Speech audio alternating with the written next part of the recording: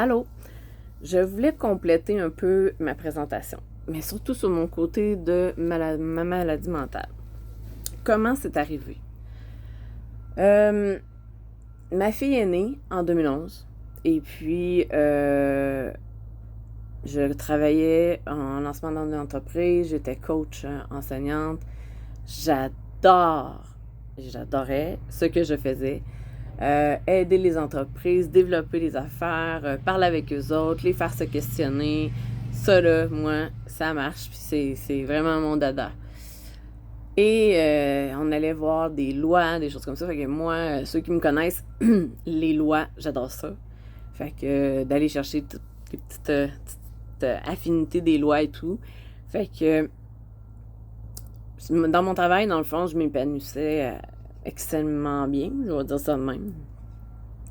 Mais à la maison, c'était beaucoup plus difficile. C'était difficile au niveau de l'éducation entre moi et mon conjoint. Ça a été dur, ce moment-là. Puis, petit à petit, j'ai comme laissé tomber. Je trouvais que j'en avais beaucoup épais sur le dos. J'avais une lourdeur de surcharge. Puis je vais en reparler de la surcharge à un moment donné, là, mais oui, c'est plutôt les femmes qui, des fois, vont trouver qu'on a une surcharge d'ouvrage. Parce qu'on va travailler, on s'occupe de la famille, etc. Puis des fois, c'est des choses que même, peu importe qui, là, des fois ne se rend même pas compte de tout ce que vous faites, tout ce qu'on fait dans le fond, tout ce qu'on fait dans une journée pour que ça roule. Tu sais, pensez au fait que vous faites les lunchs le matin, vous avez signé telle feuille, OK, vous avez fait ça, OK. Mais ça, on le fait tous en tant que femme, machinalement, je vous dirais, mais ça naît, ça. C'est toutes des énergies qu'on dépense un peu partout dans la journée, là. Puis, un peu plus tard, en 2015, je crois. Ouais, 2015, ça. Ouais, mais ça, quelque chose comme ça. Où, bon, j'ai commencé à avoir des problèmes, à faire des crises d'anxiété, chose que je n'avais jamais fait de ma vie, à faire des crises de panique. Je me rendais à l'ouvrage, puis ça marchait pas, là. Puis mon médecin, ça faisait un certain temps qu'il voulait me voir, mais je savais que pourquoi il voulait me voir, fait que je voulais pas y aller. J'avais pas vraiment le goût de laisser tomber mes élèves, puis tout ça. Fait que,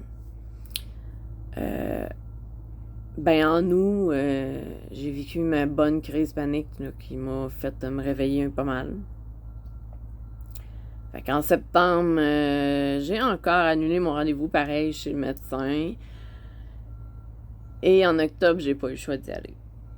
En octobre, quand je suis arrivée chez mon médecin, j'ai dit, écoute, je sais que ça fait 2 fois que je t'annule, puis je sais qu'est-ce que tu vas me dire, mais j'aimerais que tu me laisses un mois pour le mentionner à mon équipe de travail, le mentionner à mon patron, mais surtout transférer mes dossiers de mes élèves, parce que pour moi, c'était très important.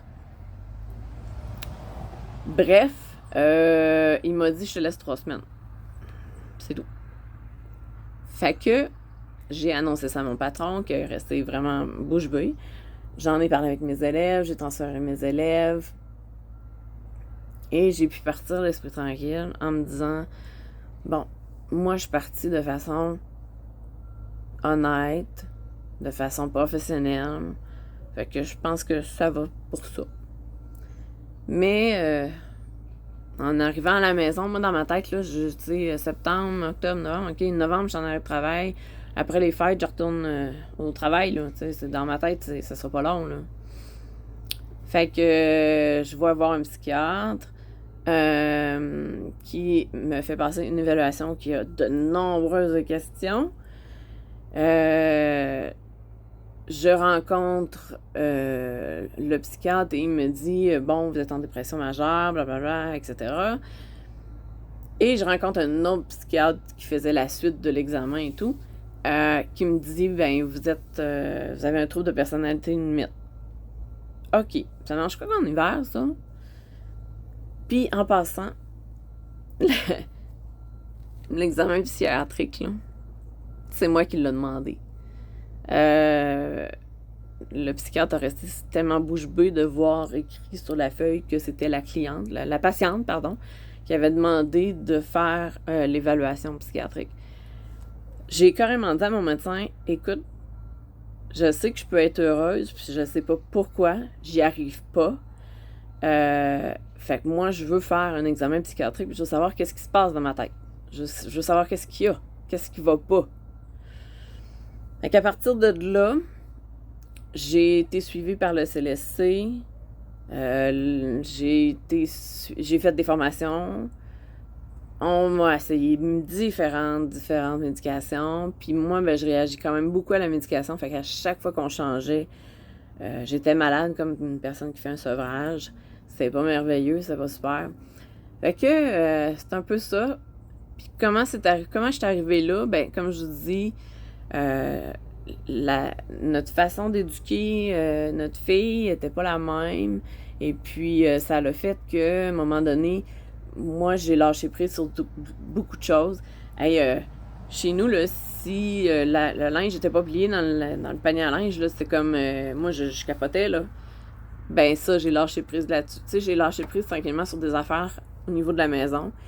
Puis après ça a été au niveau de mon alimentation. J'ai commencé à faire de l'hyperphagie, ça, je vais vous en parler, là. Tu sais, on fait des passes de gravy, là, mais je vais vous en parler aussi quand que je vais parler de ça. Fait que je m'alimentais pas bien. J'ai augmenté de poids assez drastiquement.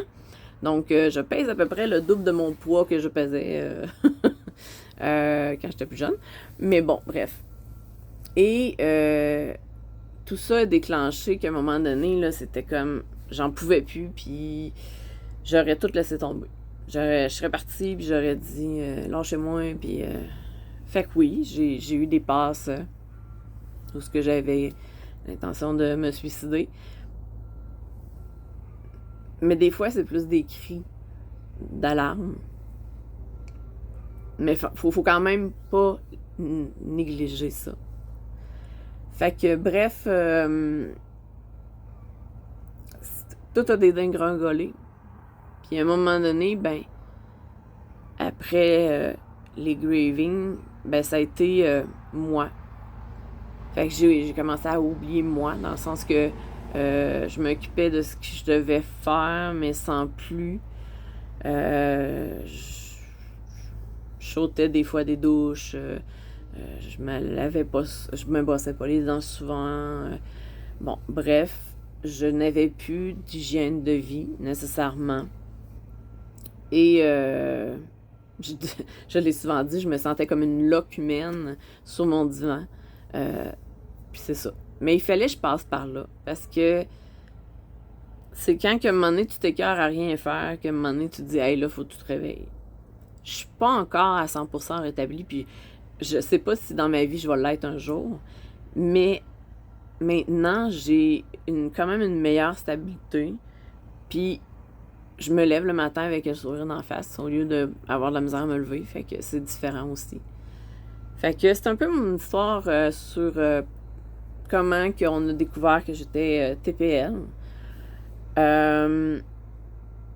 Puis vous allez rire parce que j'ai été un peu malheureusement comment je pourrais dire ça?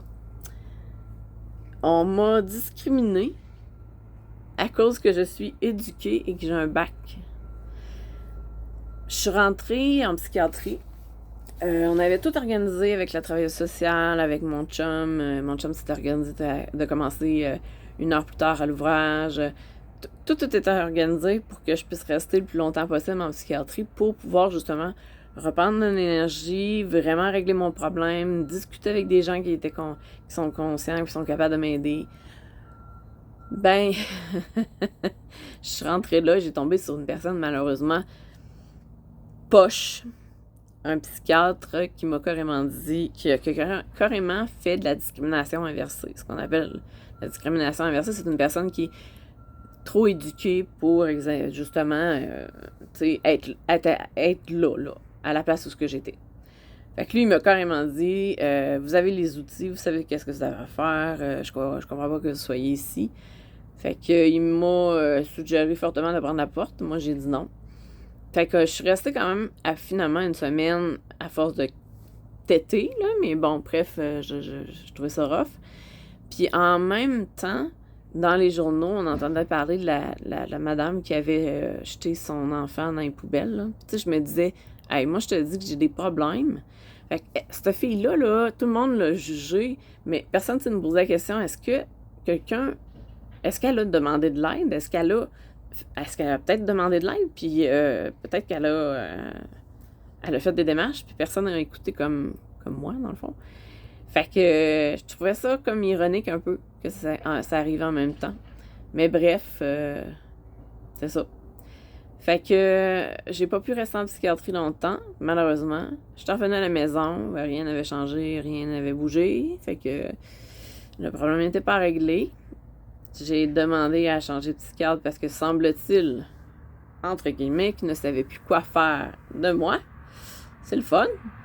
Et là, je suis avec un psychiatre que j'adore, que je trouve génial, qui m'a donné des trucs formidables. Fait que c'est ça. Je pourrais vous en parler aussi dans des shorts de petites affaires qui m'a appris. Fait que c'est ça. Là-dessus, je vous laisse. Je vous souhaite une belle fin de journée. Et comme je vous ai dit, n'oubliez pas des pouces, des likes, des followers. J'en ai besoin. Je veux vous entendre. J'en ai pas besoin pour monétairement. J'en ai besoin parce que je veux que mon message se transmette, fasse le tour de la Terre s'il faut. Mais je veux que mon message se promène en masse. Fait que c'est ça. Merci!